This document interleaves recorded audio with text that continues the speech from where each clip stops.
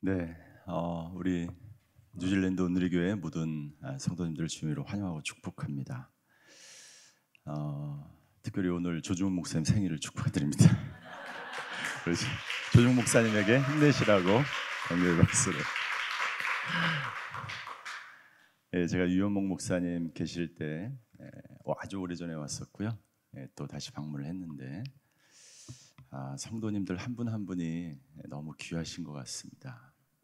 제가 이렇게 깊이 대화를 나누진 않았지만 우리 성도님들의 모습, 섬기는 모습, 또 훈련을 받으시는 모습, 또 이제 이렇게 중년과 노년기를 왔다 갔다 하시는 우리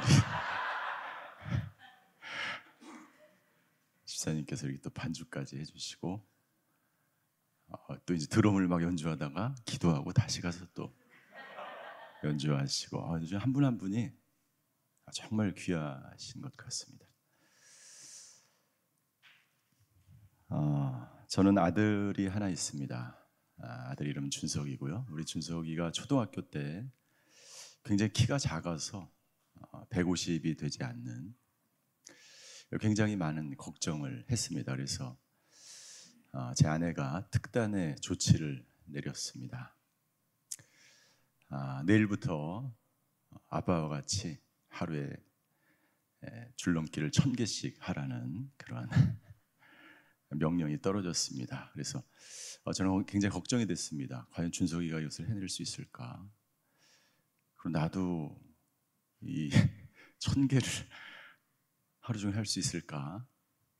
그런 생각을 하면서 이제 그 다음 날부터 이제 아파트에 나가서 줄넘기 2개를 들고 준석이 제 아들과 제가 이제 서로 마주 보면서 이렇게, 그래서 한 번에 1000개를 하기는 어려울 것 같아요. 그래서 준석아, 오늘 100개, 내일 200개.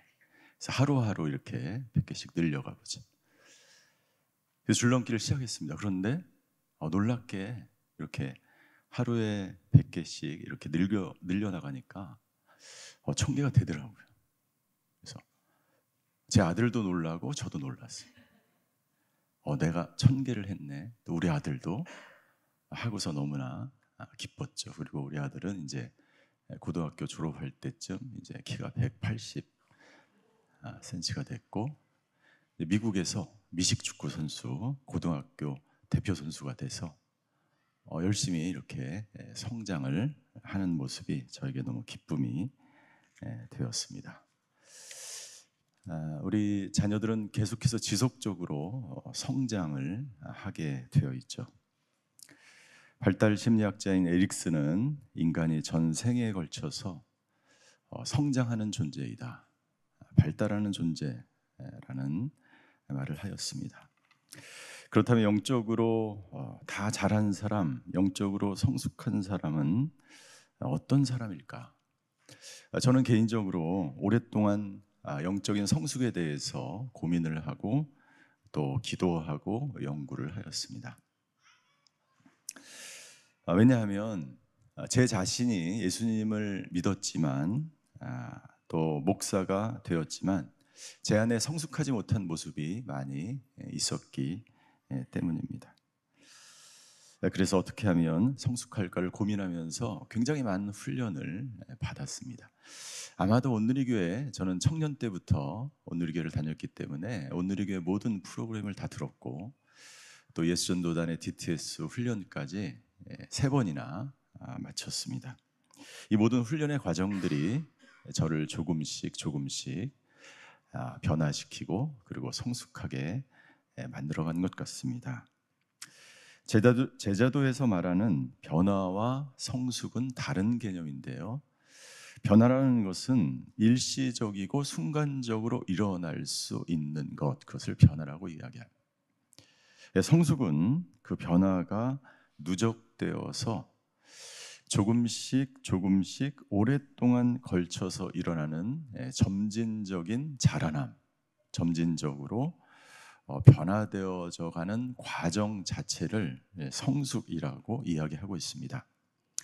바울은 오늘 본문을 통해서 우리에게 우리가 어디까지 자라나야 하는지 우리의 성숙의 목표를 분명히 제시하고 있습니다.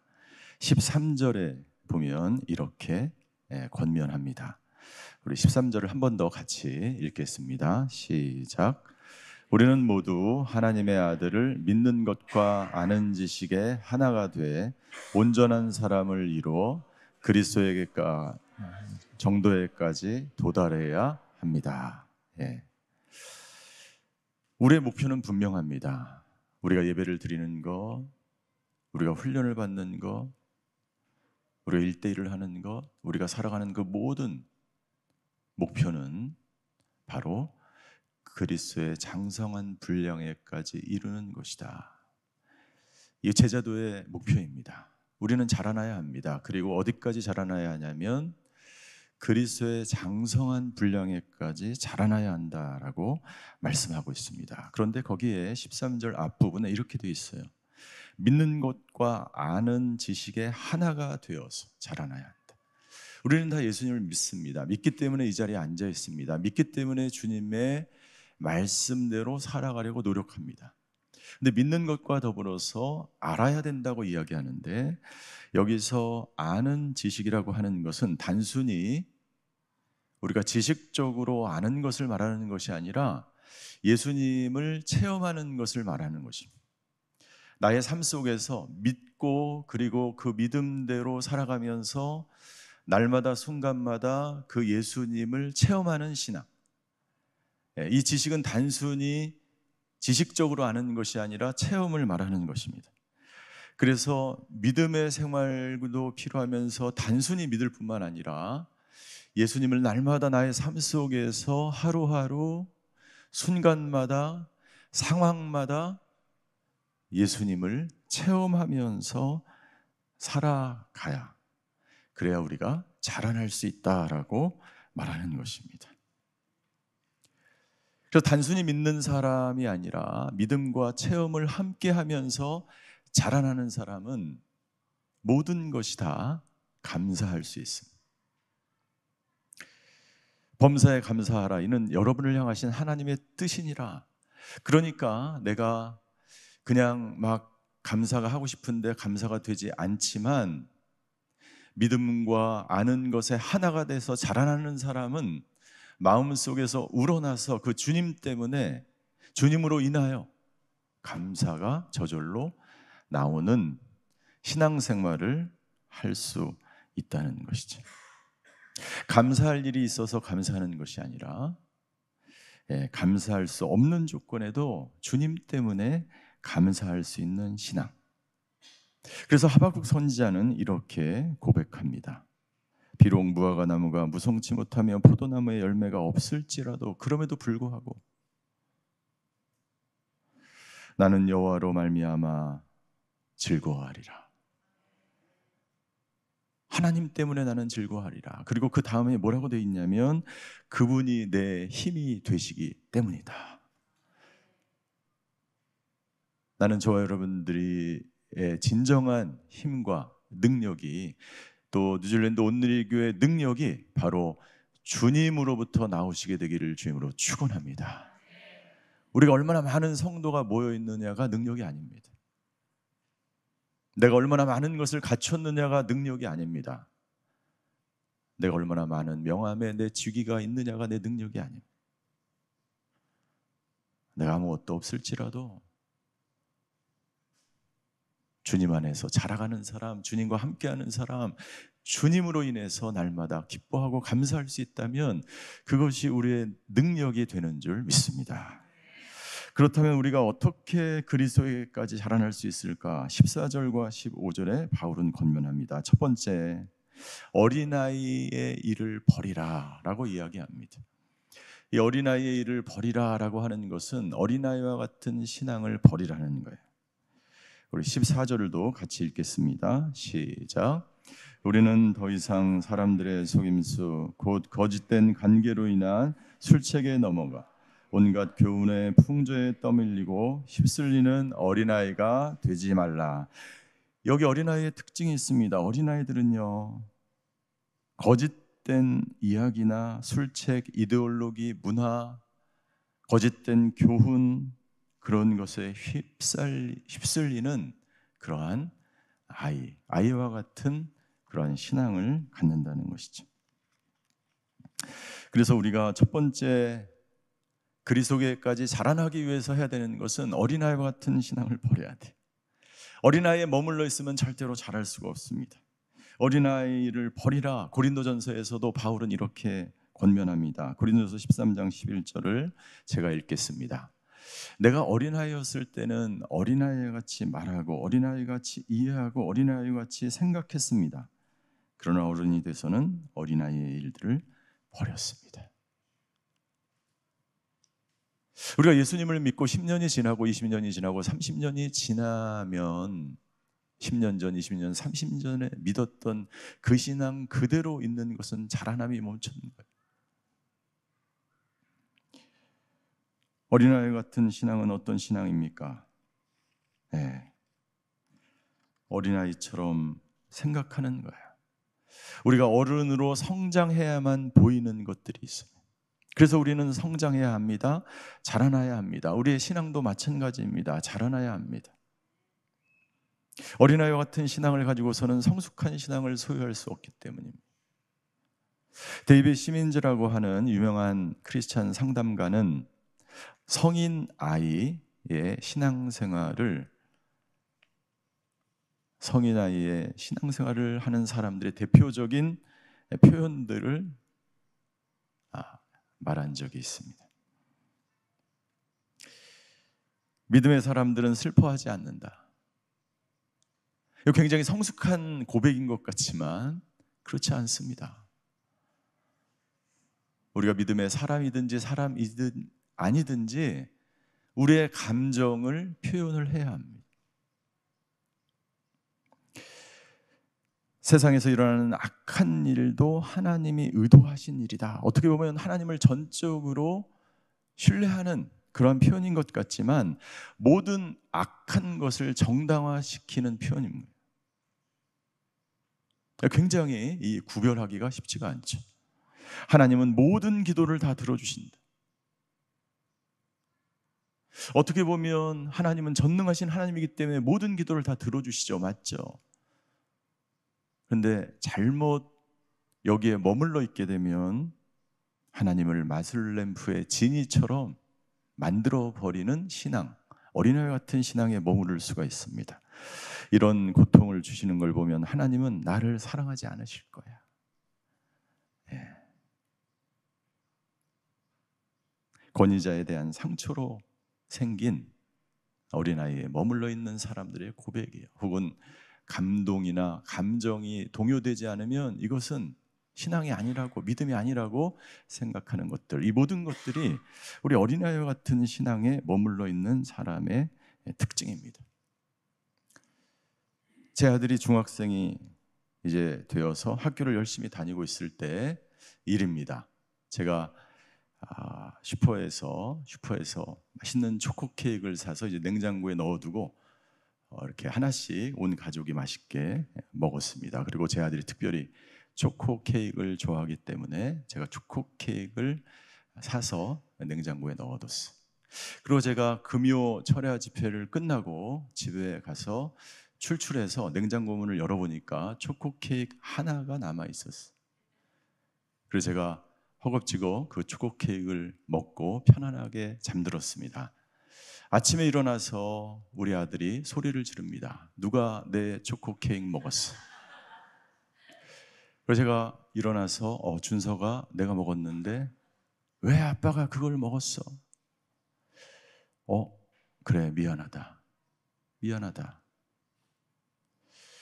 그리고 제 방으로 들어왔는데 가만히 생각해 보니까 그 초코 케이크는 내 돈으로 내가 주고 냉장고에 넣은 것인데 왜 내가 먹으면 안 될까? 라는 생각을 했습니다. 그리고 저는 하나님과 저의 관계를 그때 떠올리게 되었습니다.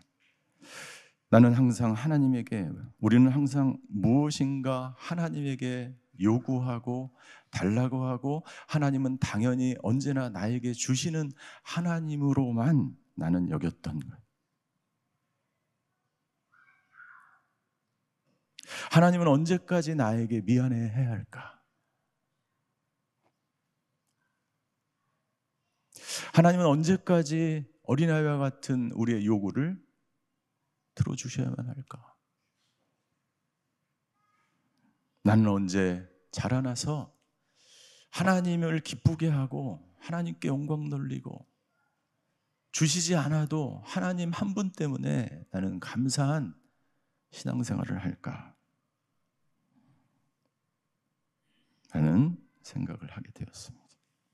하나님께서 우리가 어린아이를 버리기 위해 사용하시는 방법이 있습니다. 그것은 고통을 주시는 것입니다. 그래서 바이런이라는 시인은 고통은 우리로 하여금 진리에 이르게 한다라는 말을 하였습니다. 그리고 많은 믿음의 선진들이 고통을 통해서 진리를 발견하고 하나님을 체험하고 어린아이와 같은 신앙에서 성숙한 그리스도인으로 성장하는 것을 볼 수가 있습니다.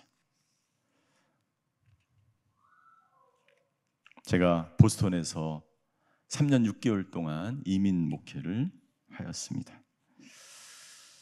제가 성숙할 수 있었던, 조금 더 잘할 수 있었던 계기가 보스턴에서 이민 목회를 경험했기 때문이었습니다.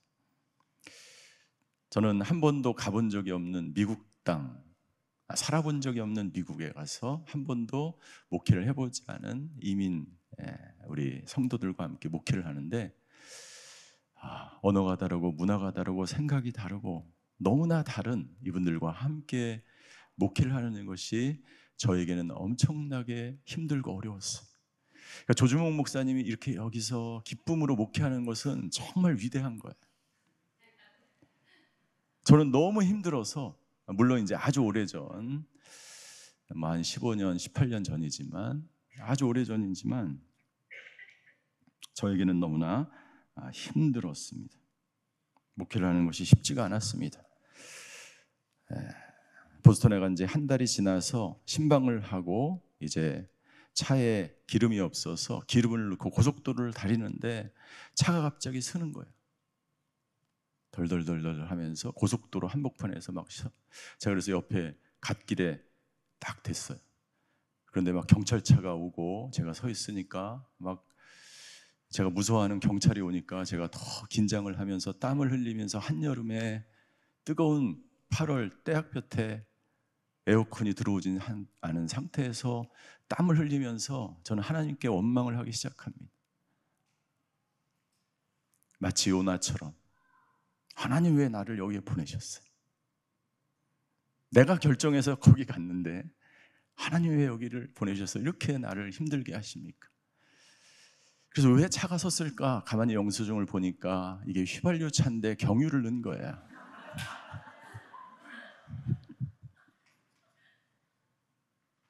전부 다 나의 선택과 나의 실수와 나 때문에 벌어진 일인데 하나님을 원망합니다.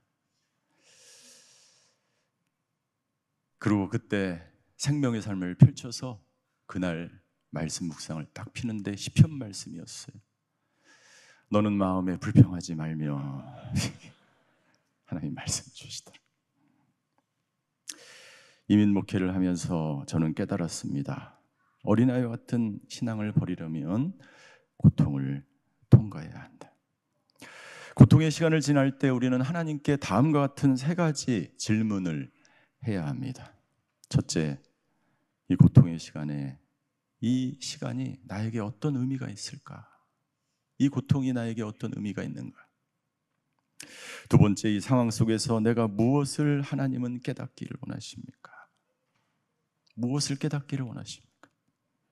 세 번째, 이 고난이 하나님과 저와의 관계에 어떤 의미가 있습니까? 이 3가지 질문을 하면서 저는 3년 6개월 동안 그 고난의 시간 속에서 주님을 더 깊이 만날 수 있었습니다. 그리고 제가 조금씩 어린아이의 일을 버리는 시간을 갖게 되었습니다. 그 상황 속에서 저는 하나님을 더욱 의지하는 법을 배우게 되었고 하나님과 주님과 더욱 친밀한 신앙생활을 하게 되었고 저는 비로소 목회가 무엇인지를 알게 되었고 그리고 저는 보스턴에 다녀와서 이런 이야기를 하게 되었습니다.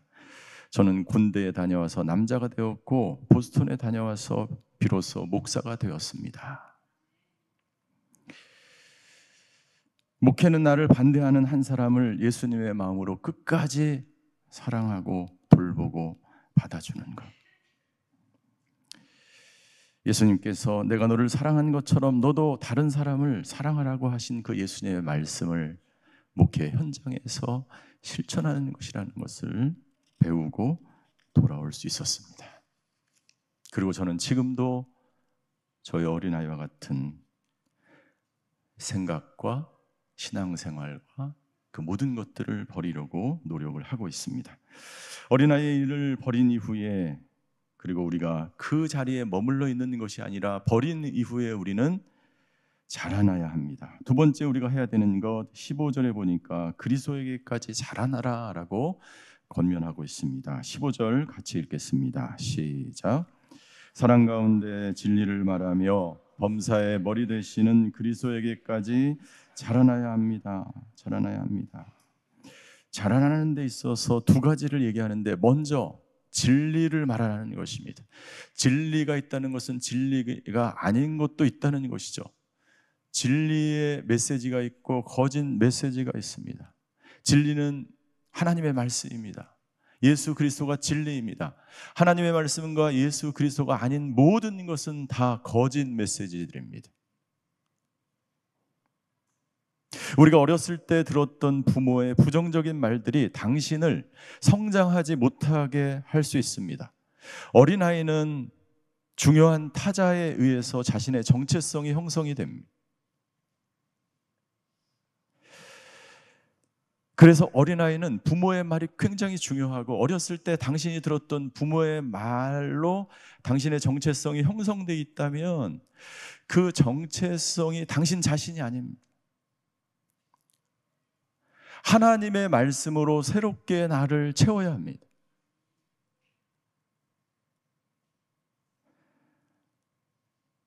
그 말씀이 나를 변화시키기 때문입니다. 우리가 날마다 말씀을 듣고 말씀을 쓰고 말씀대로 살아야 하는 이유는 그것이 진리이고 그 진리가 나를 변화시키기 때문입니다. 당신은 사랑받기 위해 태어난 사람이다라는 하나님의 말씀은 내가 사랑받는 존재라는 정체성을 내 안에서 만들어주는 거지. 하나님은 당신을 기뻐하십니다. 이것이 진리예요. 당신이 어떤 실수를 했든지 당신이 과거에 어떤 삶을 살았든지 상관하지 않고 지금 현재 하나님은 당신에게 말씀하십니다. 내 아들이 실수를 하고 내 아들이 잘못을 하고 내 아들이 좀 부족해도 부모가 아들을 사랑하는 거죠. 사랑하는 거죠. 그리고 잘하기를 바라는 거죠. 그래서 함께 줄넘기를 하는 것처럼 주님은 우리와 함께 줄넘기를 하면서 자라나게 원하시는 거예요. 이민사회에 살아간다는 것은 어떻게 보면 생활하는 것이 아니라 생존일 수 있습니다. 생존이에요. 그럼에도 불구하고 이 땅에서 생존하기 위해서 필요한 것은 바로 주님의 말씀이에요. 진리의 말씀이에요. 진리의 말씀이 우리를 변화시키고 새롭게 하고 여러분들의 자녀를 진리 가운데로 살아가게 할 줄 믿습니다. 다른 것을 여러분들의 자녀에게 물려주려고 하지 마세요. 더 좋은 학벌, 더 좋은 물질, 더 좋은 아마 뉴질랜드보다 더 좋은 자연 환경은 없을 거예요. 바울은 권면합니다. 진리의 말을 하라. 진리의 말을 하라. 만약 진리대로 자녀들을 양육하지 않으면, 진리대로 살아가지 않으면 우리는 허탄한 신화와 이데올로기와 가짜 뉴스와 교훈들 때문에 기형적으로 자라나게 됩니다. 한국에 보면 기형적으로 자라난 신앙인들이 얼마나 많은지 몰라요. 목사가 얼마나 많은지 몰라요. 한국의 가짜 뉴스들 유튜브를 통해서 얼마나 많은 기형적인 그런 삶의 형태를 이야기해도 그것이 진짜인지 가짜인지 구별하지 못하는 우리는 시대에 살아가고 있습니다.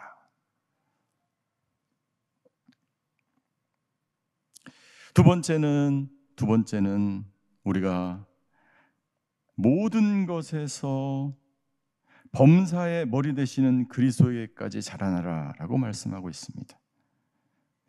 15절을 가만히 보세요. 범사의 그리스도에게까지 자라나라. 이 범사에라고 하는 것은 어떤 뜻이냐면 모든 방법을 동원해서 그리스도에게까지 자라나십시오. 여러분들의 자녀를 키울 때 여러분들의 자녀가 자라나기 위해서 모든 방법을 동원하지 않으시겠습니까? 아들이 키가 크지 않기 때문에 모든 방법은 바로 줄넘기였어요. 여러분들의 자녀를 키우기 위해서 어떻게 해서든지 좋은 것, 맛있는 것, 좋은 환경, 모든 것을 다 투자해서 자라나게 하지 않으십니까? 하나님의 마음이 바로 그런 마음이에요. 모든 것을 다해서 내 자식을 위해서, 모든 것을 위해서, 나를 위해서 십자가에서 예수 그리스도를 죽이기까지 모든 것을 동원해서 모든 방법으로 하나님은 우리를 사랑하셔서 예수 그리스도를 십자가에서 못 박으셨어요.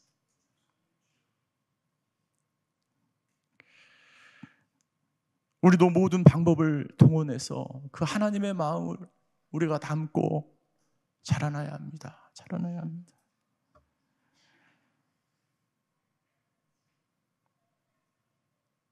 그리고 두 번째, 자라가라고 하는 것은 그 뜻은 하나님을 닮아가라는 거예요.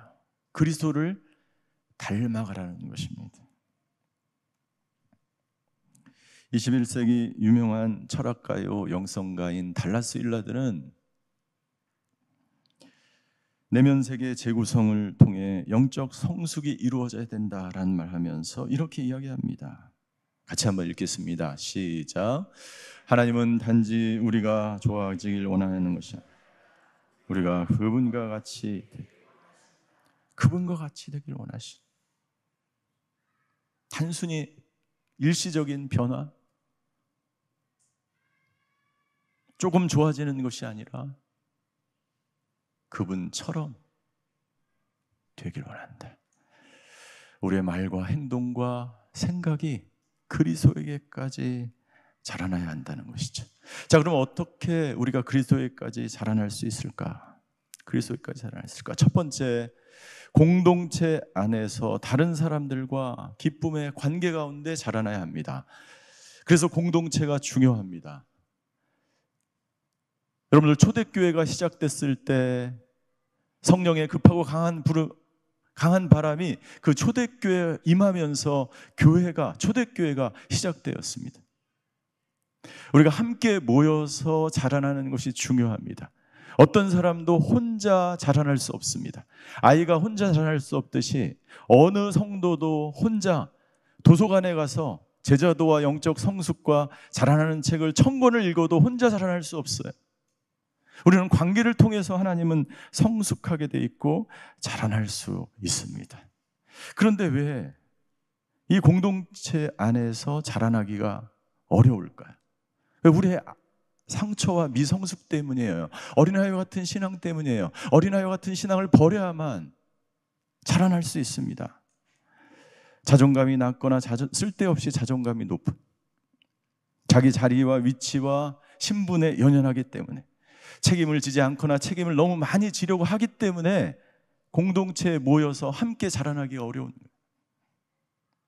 그러나 우리는 공동체로 모여야 합니다. 다른 사람과 관계 속에서 우리의 능력이 나타나고 우리가 교회로 함께 모일 때 하나님께서 이 교회에 주시는 놀라운 특별한 은혜 속에서 함께 거대한 숲처럼 자라나게 되는 것이. 예수님은 우리에게 이렇게 말씀하십니다. 마태복음 11장 28절과 29절의 말씀이에요. 제가 읽겠습니다. 수고하고 무거운 짐을 진 모든 사람은 다 내게로 오라. 내가 너희를 쉬게 할 것이다. 나는 마음이 온유하고 겸손하니 너희는 내 멍에를 메고 내게서 배우라. 그리하면 너희 영혼이 쉼을 얻을 것이다. 지금 마음에 쉼을 누리지 못하는 분이 계십니까? 무엇인가 주님 안에서 평안이 없습니까?